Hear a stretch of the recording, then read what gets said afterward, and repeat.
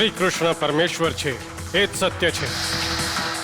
આપનો શ્રી કૃષ્ણના હસ્તે સર્વનાશ થવાનો છે, એ જ સત્ય છે. મહર્ષિ!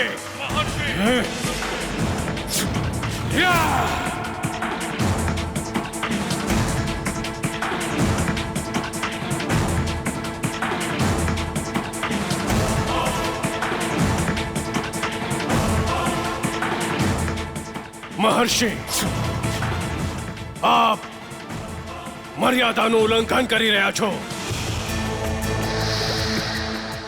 આપની અમર્યાદાને હું મર્યાદામાં બાંધવા માંગુ છું. મથુરા નરેશ, હજી પણ સમય છે. કૃષ્ણની શરણમાં જઈને સ્વયંના પાપોનું પ્રાયશ્ચિત કરી લો. એમ તો આ કહેવા માટે આપ મથુરા આવ્યા છો? મહર્ષિ, કદાચિત આપને આ સર્વ પહેલા કૃષ્ણએ કહ્યું હશે. એને મહર્ષિ, આ કૃષ્ણની જ પ્રેરણા છે. સાંભળ્યું તમે કેશની? કૃષ્ણ અમારાથી ભયભીત થઈ ગયો છે, ડરી ગયો છે.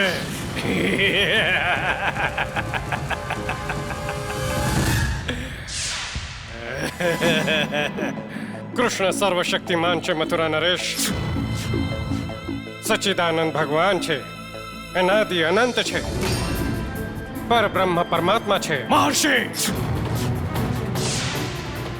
અમારી સમક્ષ કૃષ્ણનું ગુણગાન કરવાનું બંધ કરી દો, અન્યથા જેણે પૂતના સમાન આપના મહાભયંકર સાથીઓનો વધ કર્યો, કાળિયા નાગની વિશેલી ફેણ પર નૃત્ય કર્યું, જેણે સ્વયંની કરા આંગળી પર ગોવર્ધન પર્વત ઉપાડ્યો, એ પરમેશ્વર જ હોઈ શકે છે મથુરા નરેશ.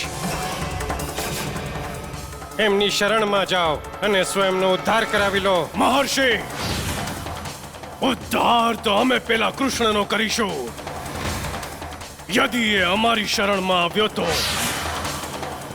અન્યથા અમે એને મૃત્યુના મુખમાં ધકેલી દઈશું. શીઘ્ર જ અમે આ પૂર્ણ ત્રિલોકના પરમેશ્વર બનવાના છીએ. ઓમ કંસાય નમઃ.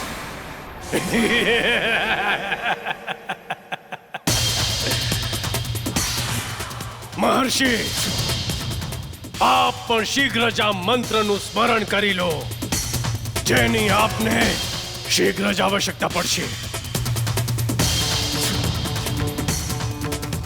ભગવાન આપને સદબુદ્ધિ આપે, આપનું કલ્યાણ થાય.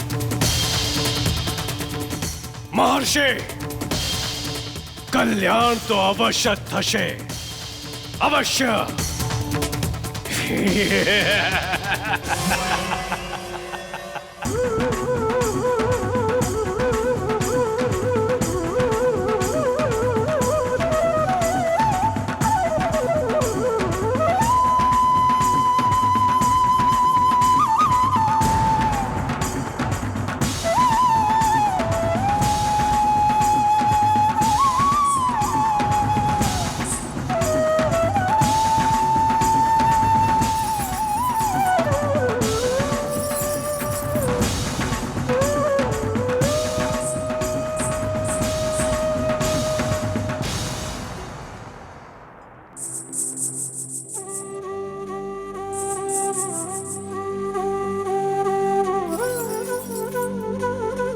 રાધે, રાધા ઉભી રે.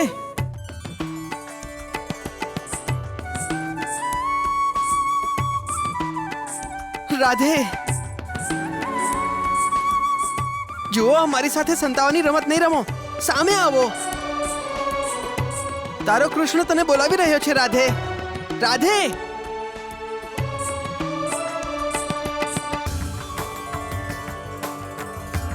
રાધે, હું જાણું છું કે તું ત્યાં છે અને મારી વાંસળી સાંભળીને અહીં આવી છે.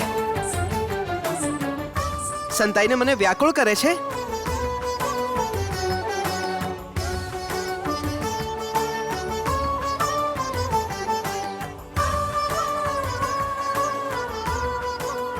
તે ઘણી વાર કહ્યું છે ને રાધે કે મારી વાંસળી તને વ્યાકુળ કરે છે. શું હવે તું મને વ્યાકુળ કરાવીને પ્રતિશોધ લઈ રહી છે? પરંતુ રાધે, પ્રેમમાં પ્રતિશોધનું કોઈ સ્થાન નથી હોતું. પ્રેમમાં સ્થાન છે કેવળ પ્રતિસાદનું, સમર્પણનું.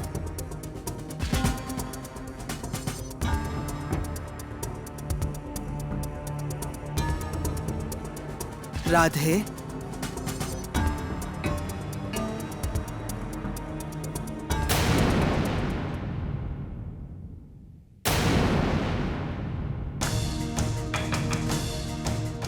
લલિતા,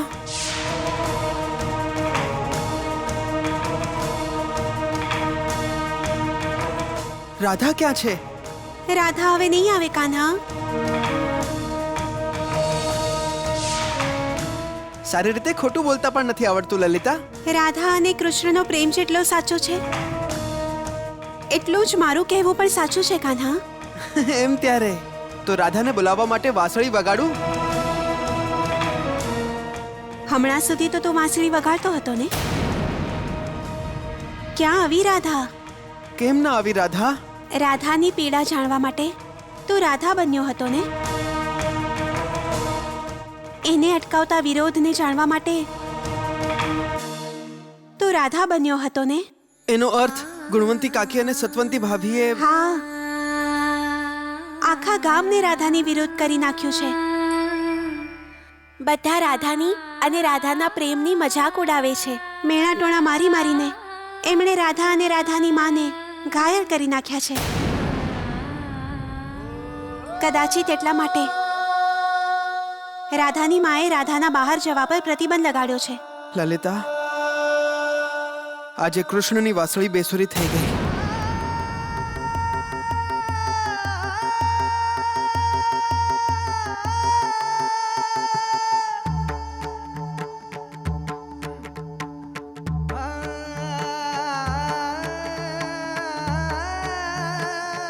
કૃષ્ણ,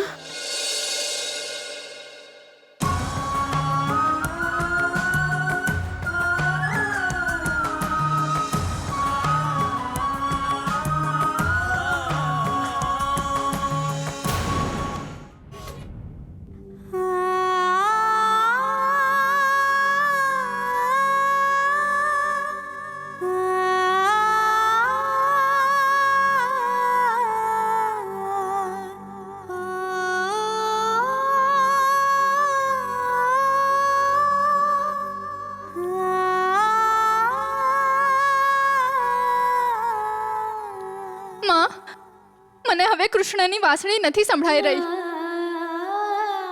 શું તમને સંભળાઈ રહી છે? ક્યાંક કૃષ્ણએ એમની વાંસળી ફેંકી તો નહીં દીધી હોય? ના રાધા, ફેંકી નહીં હોય. તો પછી કૃષ્ણની વાંસળી ચૂપ કેમ છે માં? બોલો માં.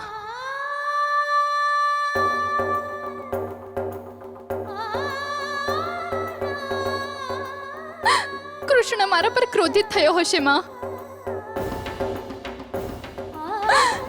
એણે વાંસળી વગાડી અને હું એને મળવા ન ગઈ એટલે મારાથી રિસાઈ ગયો હશે. મારાથી કેટલો મોટો અપરાધ થયો છે માં. આજે મારાથી મારા પ્રાણ રિસાઈ ગયા.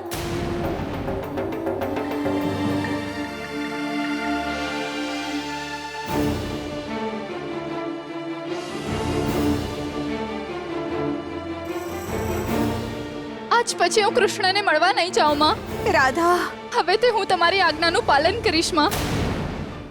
રાધા, મારા કારણે ન તમને ન પિતાશ્રીને સ્વયંનું શીશ નમાવવું પડશે માં. હવેથી હું કૃષ્ણને મળવા નહીં જાઉં, ક્યારે નહીં જાઉં.